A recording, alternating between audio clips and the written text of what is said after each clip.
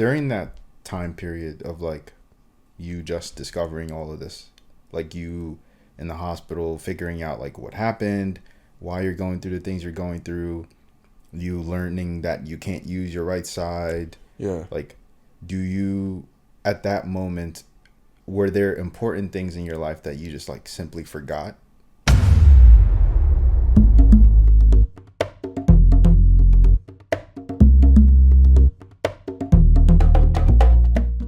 Like, probably 75% I forgot, you know. I can't remember. I can now, because I'm a beast, but but I can't. I forgot like maybe 75 to 80% of what I knew. So like graphics, I lost that.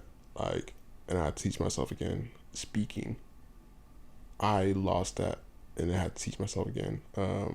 Memories of my grandpa or my grandma, or like who my sister was, like, and I hate to say it, but I lost a memory, like the memories of like who I was dating. Like, I knew nothing, so that's why I was like, yo, where am I? What am I doing here? What are you doing here?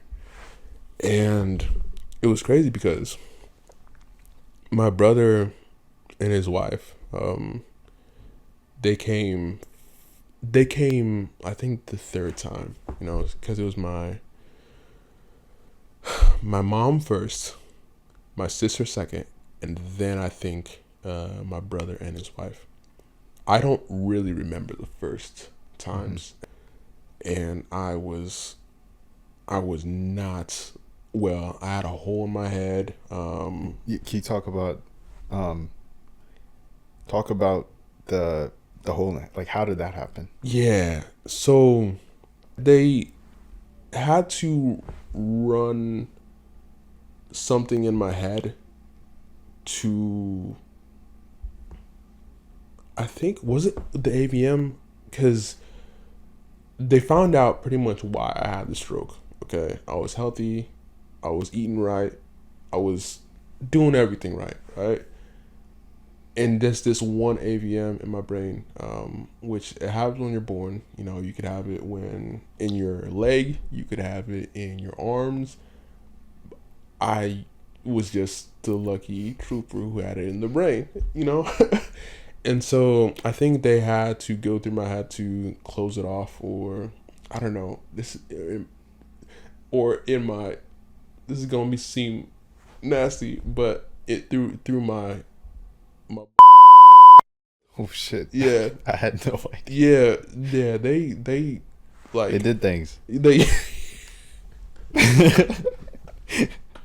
yes, they did. Yeah, I was knocked out, and I woke up with a big old like wrap cloth in my head, and I had like shaved parts of my head, and which I was mad too, because I remember like, yo, I remember having a fresh cut. I just cut my hair for the day. Cut. Yeah, exactly. I was kind of pissed. I was like, wait, y'all fucking me up right now? Like, so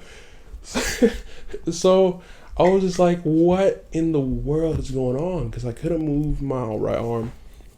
I couldn't move my right leg. I couldn't even speak. I had all these hair, like, pieces of my head just, like, shaved off and a hole in it. And I was like, what am I doing here? Wait, what are you doing here? And it was like, it felt like a dream, but it was real because it was. And I looked over at my brother and his wife, and I was like, yo, what's going on? He's like, hey, they couldn't tell me like I had a stroke yet, but it was like, you had an accident, and the whole family's here to visit you. You're gonna be in the hospital for a while, but I promise you, I don't remember him saying all this, but I'm gonna make it up for you. But he's like, I promise you, like, we're gonna be here for you, and they were, because I was so, like, me and my brother, we have a we have this bond that I don't think many people have. You know, Yeah. like it's mad weird because like we fight sometimes, but like it's all love. You know, every single time it's all love, and he he was there, and he he couldn't explain to me why or how, and I couldn't explain or talk to him because I was probably saying words like Doritos and triangles, trying to say, "Hey, I love you," you know, because aphasia is weird. Like it's just such a weird like disease or symptom or yeah, and so I don't know why or how, but you know, I was holding his hand, and him being him, I recall he was like, "Yo, you trying to thumb war?" And I don't know what, but the competitive side of my brain woke up, beat his ass in thumb wars twice. Okay, I got the video, so you guys can watch it. Half a brain too, and I was like, "All right, I'm gonna go to sleep," and I went to sleep. Next thing I woke up, you know, they're trying to stay a little bit longer in the hospital because it was COVID times. And then I go to sleep again. I woke up, and next thing I know, it was my dad and my uncle who came and saw me. And yeah. How did it feel for, well, two things, right, I guess. One is, how long were you in the hospital for? And then secondly, how did it feel? Like, I have a brother too, but my brother's younger. That was your brother's older than you. Yeah, it's old. But how did it feel to have your dad and your uncle? I'm gonna focus on the dad. Like, how did it feel when your dad came? Have I been saying uncle this whole time? He's my cousin. Yeah. Well, we're African. I think people understand. You know, if Africans, you understand. Like, who's your cousin? I don't even know if they're related to me, but they're my cousin. I found out real late. I think it was like around the time that I graduated that, oh, he's actually your cousin. I was like, what? And so I found out like when I got to like, you know, like high school age, that my aunt is not really my aunt. Yeah. Like, it's important information, I think. Exactly. But like, whatever. This is just the way us Africans do things. Yeah. So, you know, but it is whatever. Because oh no, it proved, not really like it proved because you had to prove anything. But sorry, you're asking a question. You're no, like love is love, dude. So like, if it's family's family, like your family, you're not related to me. Exactly. Like, you know what I mean? So what I was saying is, like, what I was asking is, how did it feel when your dad came?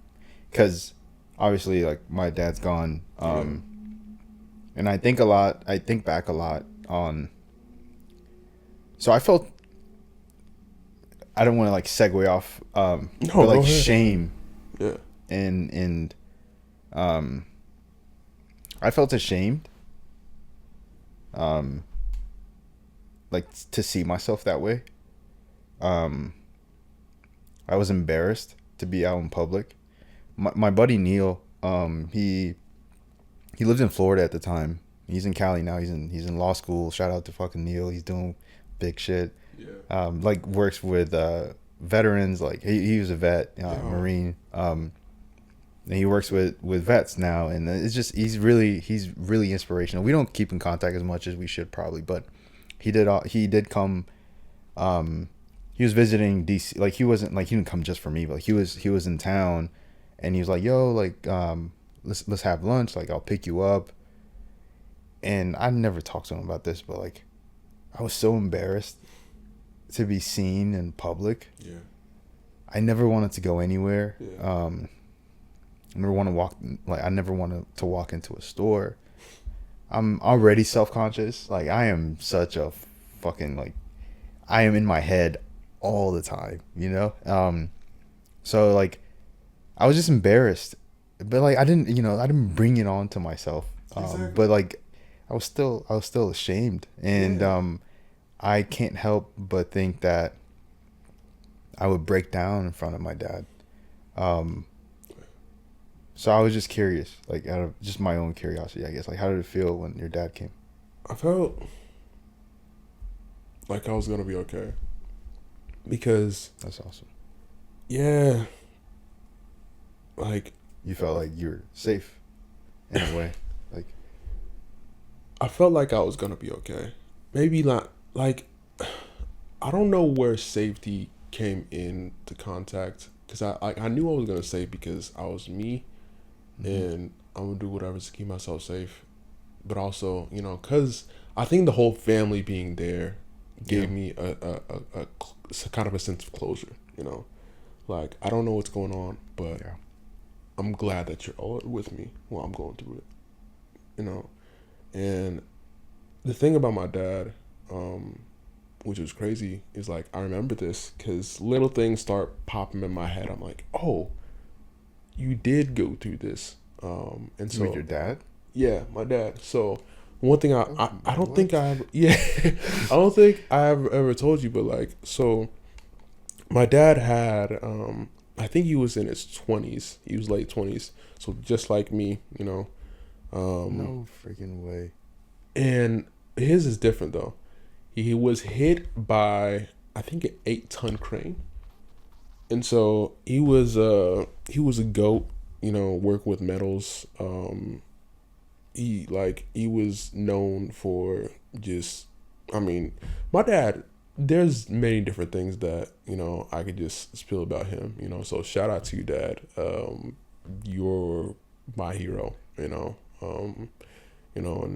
of course we had things, but you know, family's complicated. Yeah, Like, family's fucked up. yeah, exactly. But I love him anyway. It was, yeah, exactly. Yeah, you love him. Yeah, Love and so like my dad, he's like your dad. He's definitely got things that you tough. Yeah, You know, exactly. like, Yeah, it's this way. Yeah. Yup. My dad was a freaking soldier. Yup. You know, and he was there, and he was solid because he knows what I was going through, and so it took him 8 years to actually be able to walk again.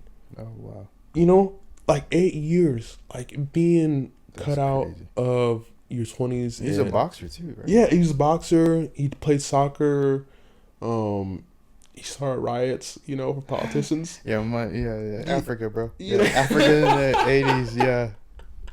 You don't want to spill all their secrets, You know? but it was a fucked up time. Yeah, You guys it was. think America is a fucked up place. Like, Exactly. yeah, travel back in time Yeah, to our parents' time. exactly. Period. And they're still kicking it. Like, you know? I mean, it's still fucked up now. It's Yeah. just, not as violent, probably. Yeah. I don't know, though, to be honest with you. You got to go like, to Ethiopia then. I'm okay for right now. I'm good. I love my family there, but I have like honestly, like ever since this accident, like I feel like my life is going this way. You know? And I want to keep going this way for a while. Yeah, And, I agree. Maybe you'll take me there, like, but I'm following this trajectory right now, and it feels good. It feels like I'm okay without visiting Ghana for a little bit, and I know that sounds like selfish to say. But is it though? Like I don't know. Like so, should you have desires that other people tell you should have desires for? Yeah, it's true. Like if you don't want to do something, it's not because you have something against the thing. Hindsight 2020. It's just like you just don't want to right now, and you will eventually. Maybe you will, exactly. maybe you won't. Like it is what it is, bro. Yeah, because don't force yourself to do shit you don't want to do. exactly, because as people get older, like my dad, he's like, okay, I wish I would have done this, but I didn't because this person taught me not to, told me not to. Right. And so it's just like, why I am here is because of my dad, because he thought, I'm a boxer. He's like, but I would have been a better boxer if my dad knew. So that's why I encourage you, with art. Not even encourage you, but like let you do art, in high school. If you're not going to go to college, okay, work hard and do what you got to do, to make it. Because the thing is that my dad actually wanted me to be a boxer when he found out. I'm like, what? And I have this on recording sometime because I used to record our conversations, ask him, just when we're chopping it up. But he wants to pass that on to us because you only get one life, and I feel like those, not even I feel like those decisions that you make, or those desires that you have in your heart that you want to do them. Yeah, you do it based off of your desires and what you want to do. Exactly. I think I lived fairly long. I'm 31. But like I feel like ever since the accident, I've been like a little bit more selfish, but not in like an evil way or like a bad way where I'm like taking advantage of things or people or anything like that. But I'm a lot more attentive to what I want, and I try to put myself first in a lot of situations. I think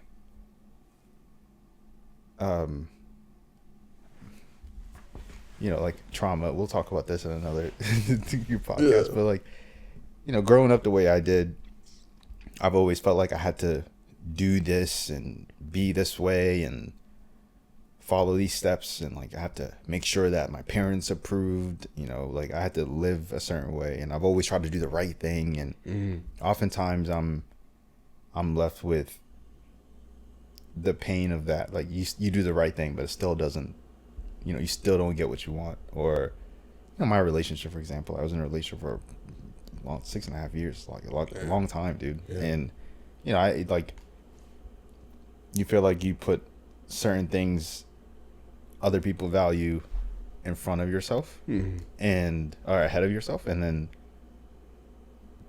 those people, like whether it's relationships, friendships, teams, like when I play sports, like whenever you like sacrifice yourself and your wants and your desires for people, all that it would lead to is resentment. And my mission in life right now, at least, is to have the least amount of resentment possible. Like, so like with relationships with my brother, my sister, my mom, you, coworkers or whatever, like I try to be as upfront as possible without crossing that threshold of like disrespect. I think that respect is the most important thing for me. Like I treat everyone with respect, and I expect the same thing in return. And if you don't treat me with respect, either get out of my face or we're gonna have to deal with it, but yeah, like live your life. At least for me, like I try to live my life where I regret less. If I don't feel like doing something, I'm just not gonna do it. When I do feel like it, I'm gonna do it. And that's how it should be in everything you do in your life. And I think part of our recovery, at least for me, like dude, like I had to say no to a lot of things during my recovery journey. I had to ignore doctors' advice.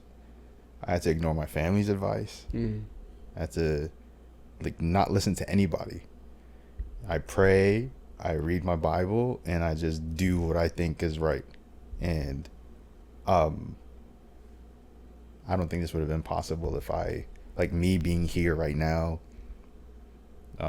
June, like 2025, a year after, just a year ago, I couldn't use, May is when I got like some finger mobility back in my right hand. And like, I wouldn't have been able to do that if I put other people's feelings and other people's wants and put other people ahead of me. Like I had to really focus in on myself, but like it sucks for me. Like the reason I'm saying this is because like it sucks that I had to wait until I was out, rock bottom for me to put me first. Like if it's, but it's the thing up. that's like with what you've been through with your family, I feel like you had to put other people first, because that's how other people like were gonna survive. Like different, I don't know what to call it, like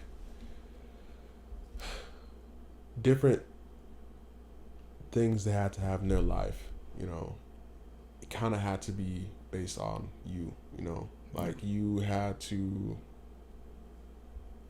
be raised by your parents first, so that they knew how to raise their other children. Oh yeah, you're definitely the trial. Yeah, like and so like I appreciate that, because I'm the youngest, he's the oldest, and we kind of talk back and forth, you know, like here's the trials and the tribulations, and here's the best parts. But I really do admire, you know, just you being you, because I appreciate you, bro. yeah, like you had to put other people first. You know what? Let's talk Until- about how we met. So like, I want you to finish your experience at the hospital. You didn't answer how long were you there for? How long were you in the hospital? How long until you were released to the real world? Oh You know, my like the goodness. hospital, I feel like doesn't give you it doesn't really prepare you for what life's about to be like. Yeah. You know, because like at the hospital, you're like, you got nurses that check on you. You're uncomfortable. You're in a bed. Like you feel like this is I don't know. Maybe for me, I feel like this is a temporary thing. I'm gonna, you know, I'll be fine. Yeah. And then I got home, or you know, my mom's place. I actually stayed with my mom for 10 months. And then that's when I got hit in the face. I feel that's like the hospital and the experience leading up to the hospital was just like the opening scene to like what life is really gonna be like. Yeah. But it's also like there's many opening scenes. So you were in the hospital. You had a procedure. Your family came. You started to feel. You're like, all right, it's gonna be okay. And then your dad and your cousin, uncle cousin, aunt cousin, he came and yeah, like how long was like that whole process like? Because mine was so short. I feel, you know, compared to what your experience was like. Yeah, it was forever. So I stayed in the hospital. Like they would let me out, I think, within a couple weeks, but I wanted to stay there more because The food was so good. Food was fucking amazing, and I wanted to stay. So I'm just kidding. Go ahead. Yeah, pretty much. No. Yeah, but one of the people who were helping was like, "Hey, we think we can get your legs back if we, you know, work on it some more. So would you stay another Nice. week?" Yeah. And I ended up staying 6 weeks. Damn. Longest 6 weeks of my life. Yeah, You know? that shit is not comfortable, bro. Like the No, hospital beds it's fucking not. suck. And especially for the people, like, I know my mom was tired, you know? Yeah. I And it was COVID. Did they have like visitation restrictions and shit? yeah, like that? it was only one person. You know, Yeah, I like that. remember. Yeah. Yeah, and so it was like, I know my mom was tired. I'm her son, and she loves me, you know, but she's gotta sit down and you know, chill, you know. Yeah, it's just a life, just working. Yeah, exactly. And so like she called off of work, you know, and I give props to my mom for Yeah, moms are, yeah, bruh. for sticking Without it my through. mom, yeah, I wouldn't be here. Yeah, I don't know what I do, cause I was mad at the world, at God, at just like why me, you know, and I never like understood like it because you know why me, like why in the world would this happen to me? And I know everybody is probably has one of those things like that happen in their life that's like, you know, why me, you know. But yeah, out of that I kind of took it out on, you know, the world, and just I got home and it was weird, you know, like it was great because everybody was there. You know, they had like a small little celebration. My sister flew in, my cousin and my brother. They flew in to surprise me, and we had a little party. My dog came because Tycho. yeah, Tycho. He was with almost said his name, but I'll bleep it out. But yeah, he was with Taylor, and he goes, we're so glad you're back. And it was weird because I still couldn't speak at all, like, and so anything that I tried to say, it just seemed like it was for naught. And so after everybody left, after it was just me, my mom, and people coming by to visit, my homie Paco, he lives in New York, and my boy Quasi, they came down to visit me. My girl Julie, she came down to visit me. My girl, like Sarah and her family. There's a bunch of people who came to visit me. Like, that is so cool to hear, because I didn't know how many people were involved. Yeah, for you. exactly. Yeah. Yeah, because I think about it right now. Like, it would be. I think it was a bigger list of bigger list than on my graduation. Like, people who came from graduation and people who came. I was like, amazing. yo, I God, am really loved. Yeah, awesome. And that's what kept me going, because like, I have to get through this. That's the one thing that was on my mind. It's like, I have to get through this, if not for me, for them. You feel like being loved saved you? Yeah.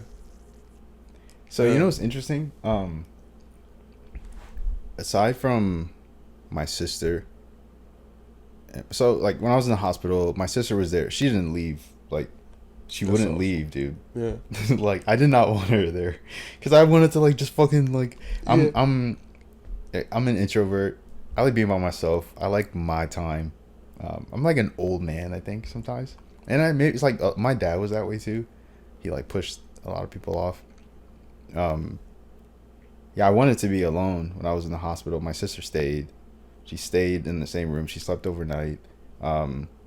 She's just a sweet person. And then I didn't want to tell my mom, because I don't want her to have a stroke. Like, I didn't want her to have like a heart attack. Yeah, no, so I understand. I told my sister not to tell my mom until like I'll call her. I'll tell her. So like, and you can like talk a little bit about the speech too. Like, it's so again, like, until the PFO testing, I was like, there's levels, and I was like somewhere in the middle. I wasn't like gone. After the PFO, my face was droopy. My fucking speech, I couldn't say S, C, X. I couldn't say these letters, and I was like, it felt like my tongue was tied in a knot, and it's like I couldn't fucking articulate, and it was very frustrating. Yeah. That didn't really kick in until after the PFO, right before my release. Yeah. My discharge. My sister stayed. My brother came that day. And then I called my mom. I was like, "Hey, Mom." And she's like, "Hey, like, how you doing?" I'm like, "I'm alright." Are you working right now? And then she's like, "No, I'm off." Like, I'm like, she's just like, just a sweet lady, just happy. And I was just like, "All right, are you sitting down?" And she's like, "Yeah." I was like, "I'm in the hospital." And she's like, "What?" Just like, dude, Ethiopian mothers. I don't know about Ghanaian mothers. Oh, but like, trust me, Ethiopian mothers are very like very dramatic. They don't hide emotion. They don't know how to control their emotion. At least, I'm speaking for all Ethiopian women, but most of the Ethiopian women that I've been around, including my mother, she just freaked out, and I'm so glad I waited, because I think she would have like panicked. I don't know, man. She just doesn't handle stuff like this well, even to this day. Like, so like my martial, I told you about my rib like a couple weeks ago. Bro, she's like, "Oh my God, are you okay?" Mm-hmm. I'm like, "Dude, it's just a rib injury. Like, relax." Anyway, my brother was there. My mom was there. My auntie came. But like for a day, they visited me when I was in the hospital, and then My mom was like, my mom and my sister would like kind of take turns going back and forth. And then on my discharge day, my brother, my sister drove me to my mom's house because I told you earlier, like I lived in a townhome, and they knew I was like going through a breakup. Like I just broke up. Like we just broke up. Yeah, Just like what a perfect time yeah, for this. it was. Yeah, But so I didn't want to, like they didn't. I wanted to go home because I wanted to see my dog. I love my freaking husky. yeah, man.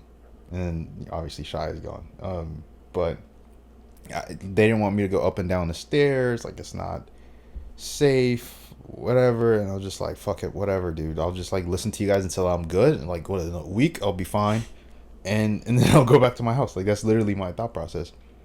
And yeah, it took fucking months, Yeah. almost the entire year. Yeah. But Did you think you would get back like in a couple months or a week, and then nothing, or honestly, no. I thought my life is over, really? but I couldn't accept it. I couldn't accept that thought. Like I was just like, fuck it. I'm gonna fight. I'll be like, this is gonna be a cool fucking story when I make it out of this thing. Like it's gonna be dope. I'm gonna be on Ninja Warrior. Why Ninja Warrior? Because that is the most athletic thing you can do, is control your body like it's nothing. Okay. Parkour, people that do parkour. Jackie Chan, bro. Hell yeah. Like, yeah. As a 6'3" dude doing some Jackie Chan shit. Yeah. You're fucking like you're legit, right. Bro. You know, so like in my mind, I'm just like, yeah, I'm gonna do that. And I'm like, again, I used to work out and stuff. I wasn't in the greatest shape, but like I was pretty strong, and you know, I ran a 9-minute mile. Like it's not bad, but it's like it's not great either. But like I was okay, and I was like, I'm gonna like use this as like a way to get better. But like that realization did not come immediately. Mm-hmm. The first night home, I call it home, but it was home. It is like I still call it home sometimes. My mom's place, my mom and my sister's place. I stayed with them, and it hurt me to intrude in their space. Yeah. Like it felt like I was a burden. It felt like I couldn't take care of myself, and thank God it didn't. Thank God I wasn't like. Because like they like me, my mom, my sister, and sometimes my brother, like we took care of my dad while he was in his deathbed. You know, like my dad was sick for like 5 years before he passed. 4 years before he passed. And so we took care of him the last year. Like my mom quit her job. She lived in Dallas at the time. This just speaks to like who she is as a person. They're divorced. They've been divorced since I was 18 years old. So like, they've been divorced for a long freaking time. But in his last days, you know, like he needed somebody, and he needed to see her. And my sister wasn't in school for this semester, so she came here for like 3-4 months. Maybe a little bit longer than that. I just can't remember. My mom quit her job in Dallas and flew out here and stayed with my dad. So like I felt like a repeat of like here we go again, like this woman being a superhero. Yeah. And she doesn't want, like, I know she doesn't want to, like she wants everyone to do well, you know. Like of course you wouldn't want to see someone you love like impacted like that. So it felt like it felt terrible. You know, like the first couple of weeks, you know, I took over my mom's room, and that hurt me because I'm like supposed to be taking care of her, and here I am like kicking her out of her bedroom. But the realization came the first night. I think the first night home, it was very difficult because like everything, like, not great, but like, you know, with all things considered, it was pretty good. Like having your family around, like my mom, my aunts, my sister, my brother was there. having people around you like makes you feel good, you know, makes you feel like everything is fine. You're part of the community, you're part of this family, right? And then that same day, dude, this is where it came in. This is where like my journey began, I feel. My sister was like, you know, the best thing to do when you're dealing with like stroke recovery from paralysis is like repetition, and you need to do it. Like, you need to work out. Do you want to do some exercises right now? Like, I just got fucking home a couple hours ago, and I was like, yeah, fuck it, put on some Eminem, like, and let's like this bother the neighbors. And I was doing basic shit like body weight squats and like tens unit. That's when I got introduced to the tens unit. Thank God for my sister, dude. Hey, what you in right now? Huh? Oh yeah, I'm strapped up right now, yeah, bro. Like y'all can't even tell. But we'll talk about the recovery process a little bit in detail. But like, yeah, so like the tens unit, I got introduced to the tens unit. So I'm just getting zapped and shocked and taking laps and walking back and forth and doing squats and stuff. Like, you know, my sister led the workout and it was pretty cool. And I don't know, like, it didn't feel like, so like, yes, I was impaired physically, but mentally, it's the same shit that I've done my entire life. I played football. Yeah. I did 2-a-days. It just sucks, bro. Like, every minute sucks. And I had Coach Williams. Shout out to Avery Williams. We could probably cancel that, like, bleep it out. But dude, if you went to my high school and you played football with me, like my year, you know who our head coach is that looked like Terry Crews. And you know how crazy that man is. Like, he's, dude, do it, what was he saying? He said, do it right and do it light. Do it wrong, do it long. That was like his mantra. And he made you uncomfortable all the time. Like, every day we're uncomfortable. We hated it, but we loved it because he's a beast. You know what I mean? Like, and I feel like a lot of my teammates at the time, like, they wanted to be like him. Yeah, who don't want to be like Coach Williams? Like, he's a fucking beast. Yeah. So it felt like, you know, like, the exercises were difficult. Like, so like I couldn't squeeze. Excuse me. I couldn't squeeze because my hand was like just locked. You know, like I was like this and trying to freaking like force a squeeze felt like I was squatting 500 pounds. Yeah. It's the same and people stress. Don't get that. Like, it's so hard to do the smallest, tiniest thing. And that's because it's not the exercise that's difficult. It's the will. Or like you have the will, but your body's not doing it. So of course it's going to be overwhelmingly stressful, you know? So we did that. We worked out, and then so I didn't have dorsiflexion, right? Like, you have drop foot when you have a stroke. Like, when you're paralyzed, like, you don't have to have a stroke to watch this podcast. Like, if you're recovering from any type of like traumatic injury, paralysis, like, there are many different types of paralysis. There are, I believe, 4 types of paralysis, and I think 2 of them, I wish we did more research. But like, this is just like a raw conversation. I feel I'm a good student, you know, like, and I'm not here. I wasn't prepared. Like, I wasn't prepared for the test. But there's not a test. It's just us telling everybody what happened and telling everybody that, like, it's okay. And that was like, okay. So seriously, like, dorsiflexion, you have drop foot. You're basically, your foot just hangs, and you can't walk that way. You go, like, so you need to, you know, have dorsiflexion, which means like picking up your foot, and it's hard as heck to do that. So my sister, I remember, came in right before I went to bed. She put the TENS unit on my leg, on my tibialis, and then just turned up the setting all the way up, and then my foot just moved, and I was like, all the way up? Yeah, I was like, whoa, yo, yeah, it's possible. Like, I think that's the moment where I realized that work equals progress. and but that was great, right? And then she left, and then I finished my show. I was watching Succession at the time. I love that show. That was a great show. Um, and then I was trying to go to sleep, and I sleep on my left. Like most of the time, I sleep on my left shoulder, and my right leg was touching my left leg, but it felt like ice cubes. Like it just felt frozen. Yeah. And I was like, I gotta fix this. And again, like my I'm in my head, and I'm a research person. I'm just a nerd, and I go on Google, and I was like, stroke, cold, I don't know, something, and then a bunch of stuff about stroke, and then I went in this rabbit hole of strokes, and what's out there is not positive.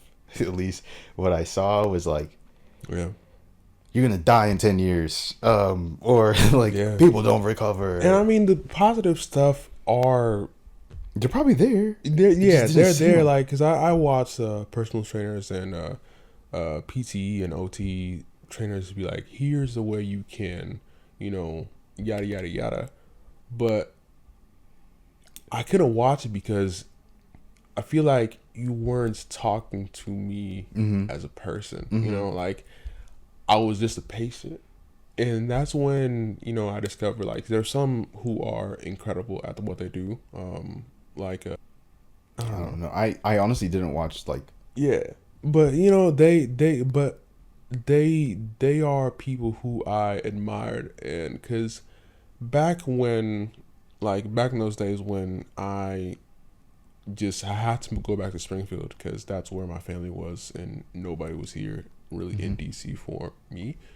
So that was your goal in the early stages, was like to come back here? Yeah. And, I had people like my cousins. I had people like my great friends. I had, even my siblings, they came through, on day to day, whether it was buying me a lunch or, God knows how many times I cried and just were there for me through it all.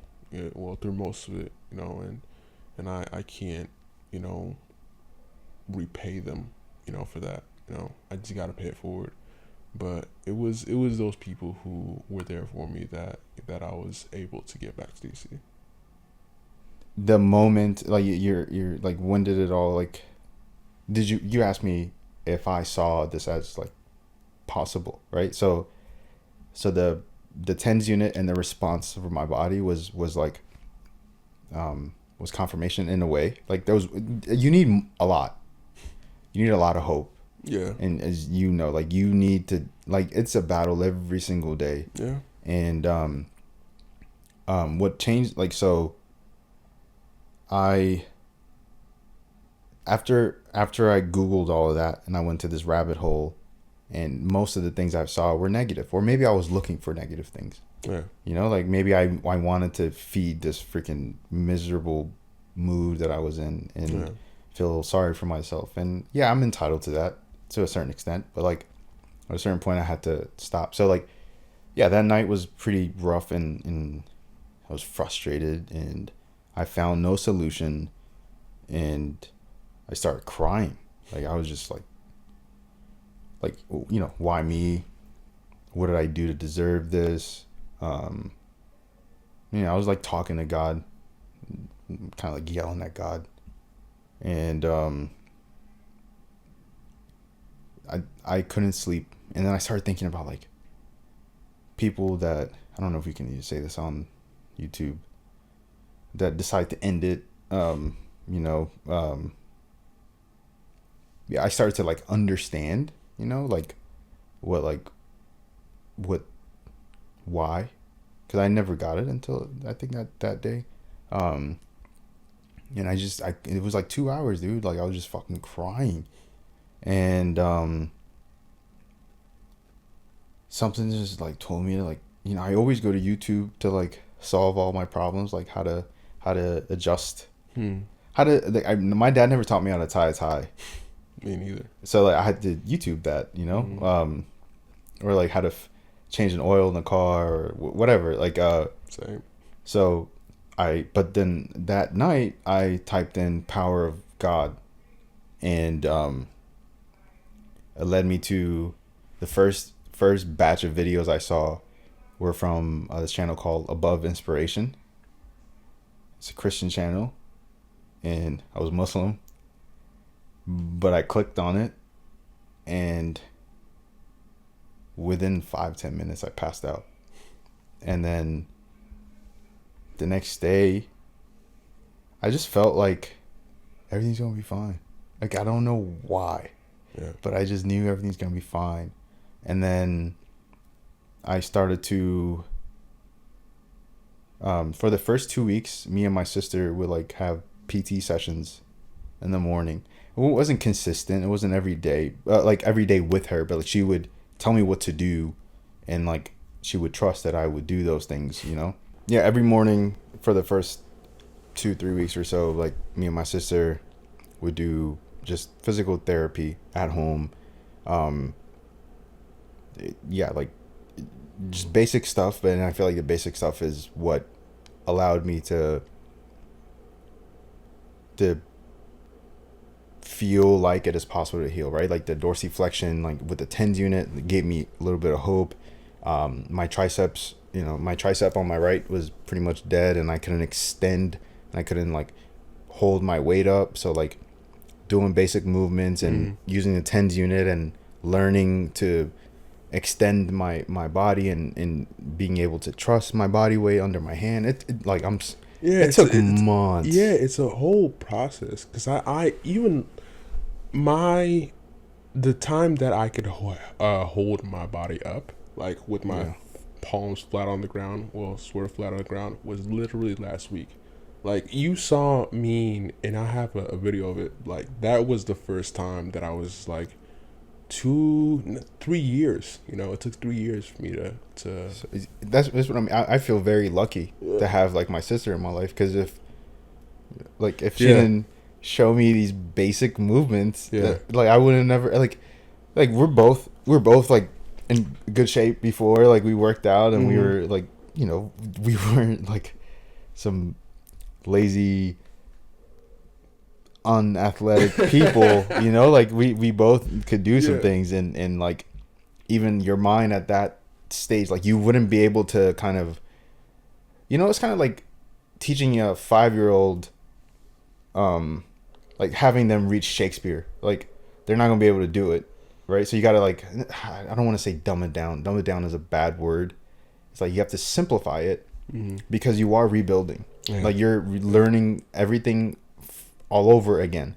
So the brain is like, it's not dead. It's just it lost connection. And you had to reestablish the connection. And it takes hours and hours and hours, days. I feel like months, exactly, years, days and months, and because I'm still recovering. Yeah, exactly. And so that's what people don't get, is like there's never it's not a jump off point, and you heal, so that's like, why, like earlier when I was saying, like, what does healing look like, like, is healing, what's the purpose of like the PT clinic, like, the clinic, so where we met, right, in the clinic, like their job is to get you to walk out of there, like to do basic stuff, so that you don't need assistance, to help you be self-sustaining. But self-sustaining can mean a lot of things to a lot of different people. And for me, self-sustaining was not just walking without a cane and using my hand again. Like, for me, I wanted more. You know? So talk a little bit about like how we met, because I want to, I don't know. Like, from my perspective? Yeah, from your perspective. Because I was like, who is this dude? Like, like he out here and doing stuff. Yeah, and when we met, I was I had my hand back. Yeah. I don't know if I was running yet. Yeah. No, you were just about to, though. Yeah, I think I start. Yeah, I think I told you when I first ran. Yeah. Yeah, I remember. I was on the gravity eliminating machine or whatever, and I Mm. ran for the first time. I remember. I think you were like the first person I texted. Hey. You and my sister for sure. Yeah, so I was I was in OT and PT. You know, OTs. You guys know if you are here from this type of recovery, you know what OT is and you know what PT is. But OT is for the upper body. You know, your arm, your hand. Mm-hmm. PTs for your lower body. And yeah, so like the OT, she would just bring you up a lot. She's like, oh yeah, there's this, for me, like being a young black dude, like, You like who and this OT is not a young black dude. So she's like, there's this young black dude that you should meet. And I'm just like, why does everybody gotta know each other Yeah, just because I'm exactly. black? That was the first thought I felt like in my mind. But I felt like she knew something. And I'm so glad she introduced us. Like she didn't do it like they did. They introduced us, and I'm glad it happened because Yeah. like this wouldn't be possible. And like the friendship that we have, Cause I feel like I've known you for forever. yeah, it's like I don't know, like you my nigga. Like it's great how, like, cause they did it in a way where they technically didn't introduce us. It was so like, weird, dude. It was, But like it didn't feel weird, and then you look back, you're like, wait a minute. yeah, like Would you just set this up? That was Exactly. why did you do that? You But know? I'm glad they did. Exactly. So 'Cause- she brought you up a couple times, and then I told her that I wanted to like practice martial arts again, and she's like, "Oh yeah, there's this guy here. He's young. He's probably younger than you. He's also interested in martial arts, and yeah, he's also recovering, and like he also like she started basically saying like he's also impacted on the right side. He's also like he's like everything. I'm like, dude, everything like me, like that's crazy. Yeah. Because I like they told me I was an anomaly, right? So it's like It's, you know what I mean? Like for me being Yeah. a 29-year-old relatively healthy person that had an accident like this, like for me to hear another 20-year-old, I'm like that means it happens a lot, that like I don't know Exactly. what are the Yeah. odds that we both young men in their 20s, I say 20s, I was 29, it's like basically 30. it counts. It counts. The 2 was in front. Yeah. So it was really odd for me to hear that another young dude had something like this happen to him. But what really did it to me, or like what really made me want to, like, I gotta like get to know you is I have a younger brother. He's your age, and like I don't know. I wasn't expecting you when she described you.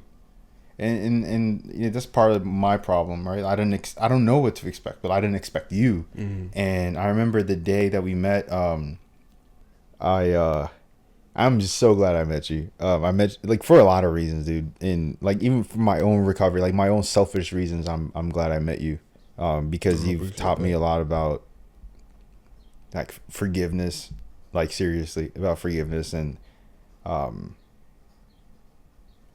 like peace. I think you're a very peaceful person, and you deal with shit, but you're still good. You're still like smiling and living your life, and then that's awesome. I admire that. And yeah, so when there was the day that we met was I had a session that was ending. I think it was at 3 p.m. At 3, like I usually did like a 3 or 3:30 appointment with them, and mine was ending, yours was starting, and I saw you come in, and you were on the arm bike, doing the warm up, and I remember seeing you, and I was just like, "Oh, this is the guy. It has to be the guy that she's talking about." So like, Yeah, ain't no other nigga. you're like, there's no other light skinned young niggas in this fucking clinic, so it's you like actually know. Yeah. And you guys know because the clinics you don't see young niggas in the fucking clinic. Anyway, I remember going up and it's just saying, like, "What's up, man?" Like introducing myself, and then we talked a little bit, and what you said to me like broke my fucking heart. I didn't know your age at the time, but I could just like I see my brother in you when I first saw you, but I just knew you were younger than me, and and you're like, yeah, you're looking good, man. You're like, you're recovering nicely. And I was like, thank you. How long has it been for you? And I remember asking you, and you told me 2 years. And that like my fucking heart just dropped for two reasons. I think one is just like, what the fuck? Like, that's so painful because that was, for me, it was 6 months at that time. Mm-hmm. And like, I'm just thinking like how grateful I should be. Mm-hmm. Like, thank God. But then like, whoa, bro, like how, like what the fuck's going on? Like, that's not cool. Like, it's not okay. And when we started talking, and I learned you had the wrong machine with you. Yep. The TENS unit. Yeah. You went back and saved my life with that, you know. Like, I think it's like you need to buy one like today. Yeah. Like wherever you get it, a TENS unit machine. You could Google it. You could go on Amazon, whatever. Mm-hmm. Like, just buy it and use it. I am literally, I don't know if you can see it. You probably see it. Mm-hmm. I'm like, it's off right now, but I passively use that shit all the time because even when I'm chilling watching TV, I need to be working. And then that's the thing. That's the thing that you like. I feel like people have to realize, and you absolutely know, is like, it's like nonstop. Yeah. You will never be like normal in the sense that you knew normal before the stroke. Like, mm-hmm. the normal has changed. Yeah. Your life has changed. For real. But it doesn't have to be bitter. You know, you Mm-hmm. could choose. You know, like, a stroke is not an identity. It was an event, and you have to reclaim your body. You have to reclaim your mind. I think the mental battle is much more difficult than the physical, Mm-hmm. but the physical is fucking painful. Like, you know, Yeah. like, Yeah. it sucks, but like, the mental is, I think, the hardest part, the emotional. So. And then like, you're always exhausted. You're always tired. You always want to just rest, and then you're depressed. And then you're sad, and you feel like you feel less than. Yeah. And like, that's not true. You just have to fight more. You got to keep fighting.